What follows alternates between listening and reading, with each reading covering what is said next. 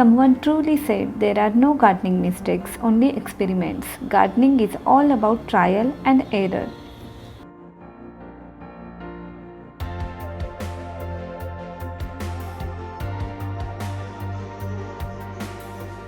There is absolutely nothing wrong with making mistakes in the garden. After killing several plants and learning from my experiences, now I am managing to grow my small green world in my balcony. Indoor plants lit up the space with greenery, positivity, and appealing aura. Although sometimes, due to some factors, our plants don't grow well and die, and bringing them back is not successful, mainly when things are out of hand.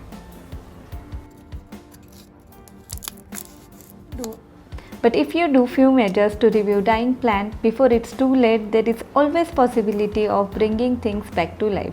So today I am sharing main reasons why houseplants die and what could be done to save them. One of the main reasons for indoor plants dying is overwatering. Overwatering seriously prevents and cut off oxygen supply to the plant roots. Therefore, plants don't get sufficient oxygen to survive, which result in root rot, and which is the main reason for indoor plant dying. Also, such plants attract bugs, bacteria, and develop fading foliage. Many indoor plants only need to be watered once every week or two, and in winter even less frequently. But because we are trying so hard to keep our plants alive, we can often suffocate them in water. To avoid root rot and such situations, water only when the soil feels dry to the touch. Stick your finger into the soil at least 2 inches down. If it feels moist, don't water. If soil feels dry, go ahead, it's time to water. Also, it's better to water in the morning than night to avoid fungal infection. I can say this is closely related to overwatering. Watering and drainage is so closely related, it's hard to draw distinction between them. But there is no question poor drainage kills lot of plants. Excess water needs to drain away from the planter. Otherwise, it can cause the roots to rot, and before you know, it can kill your plant. Therefore, always select pot with sufficient drainage holes to drain out excess water from the soil. This also maintains good air circulation around the plant roots. In another case, if you have very hard and compact soil, then consider adding soil amendments like perlite to the potting mix. It can also help keep the soil from getting compacted in container. On other part, you can simply harm your plant by skipping watering. Water carries the dissolved sugar and other nutrients to the plant. So without proper balance of water, plants are physically weak and cannot support their own weight. You should always check plants variety before creating or managing watering schedule. It means plants like snake plant or ZZ plant, basically plants with thick leaves, don't require frequent watering because they store water in their thick leaves. But plants with big foliage like palms, ferns or monstera need regular watering. Their broadleaf surfaces cause fast evaporation, that is loss of water through stomata, means microscopic pores present on leaves. Brown leaf tips, droopy leaves and bone dry soil are common signs that show you are underwatering your plant. Proper placement plays vital role in the healthier growth and development of your plant. Wrong placement or arrangement may harm your indoor plant. If you notice your indoor plant is becoming leggy or developing smaller faded leaves, then they might be having lightning issue or possible reason for your dying indoor plant. All plants require sufficient light for photosynthesis to make their food. During photosynthesis, plants trap light energy with their leaves. If the plant doesn't receive enough light to support the process, it will restrict its growth process. In such case, keep your plant next to the window or balcony in brighter light.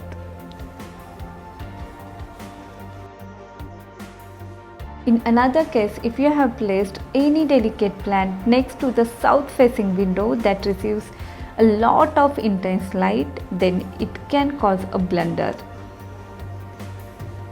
You can easily witness dry brown leaves on your plant. In this case, you should find a better location for your dying indoor plant.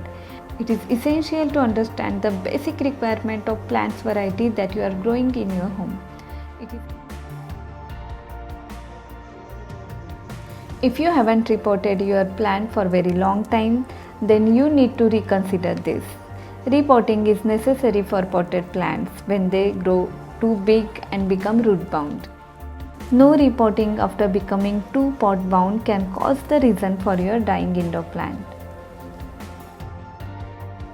Slow growth, rapidly drying growing media, and roots coming out from the drainage holes are common warning signs that your plant is becoming root bound and needs a new container. Similarly, it is important to select ideal pot size, not too big or not too small. Select pot with 1 to 2 inches greater in diameter than its current pot.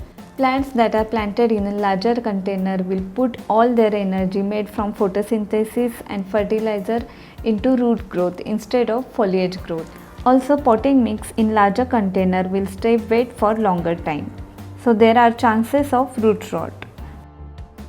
Also, in smaller pot like this, you can see proportion plant is too big compared to the pot size. In such cases, soil dries out so quickly that you need to water your plant frequently, and also your plant can become root bound and exhibit stunted growth.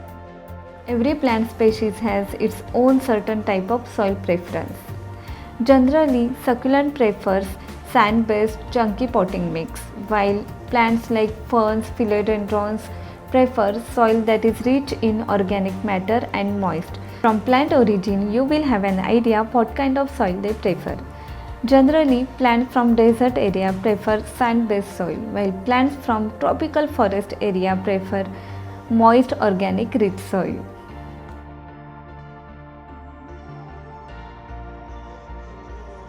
Potted plants are limited to the soil in their pots, and due to constant watering, the nutrients that are contained in the soil wash away. Therefore, avoid reusing the same potting soil. While repotting, add fresh nutrient-rich soil mix for plant growth. If you have nature of moving your plants frequently, it might harm your plants. Rapid fluctuation in temperature, humidity, and light may shock them, which result in sudden leaf loss. Don't move them too often. Once in a while is okay, but not like every week you are changing their location. I generally change their location when the season changes. You need to feed your plant for better development, yet you need to be careful. Plants without fertilizer grow slowly and develop small fragile leaves. The addition of nutrients definitely helps plants grow fast and make them flourish, because watering may cause nutrient to leach out from the soil, especially in potted plants. If you are not feeding your plant enough, it could be reason for unhealthy indoor plant. However, if you are overfeeding your plants, it can also harm them. Excess use of fertilizer causes root burning. Actually, plants make enough food through photosynthesis. So for these plants, feeding once a month is more than enough. As you all know, pests and diseases may be the biggest indoor plants dying factor. But there is not problem you can't find solution to. Mix water and mild soap solution to get rid of the majority of pests. For severe pest attack, you can spray diluted neem oil solution. Main reason behind fungal infection or pest infestation is excess moisture, more humidity, low light and poor air circulation around the plant. So place them as per their requirement and water them carefully. That's all about for today's video. I really enjoy my time in the garden. If you can plant something, even just in single pot, do it. Starting garden is one of the most rewarding things to experience. No matter how many times you fail, you can still succeed. Don't ever give up, because there are no gardening mistakes, only experiments.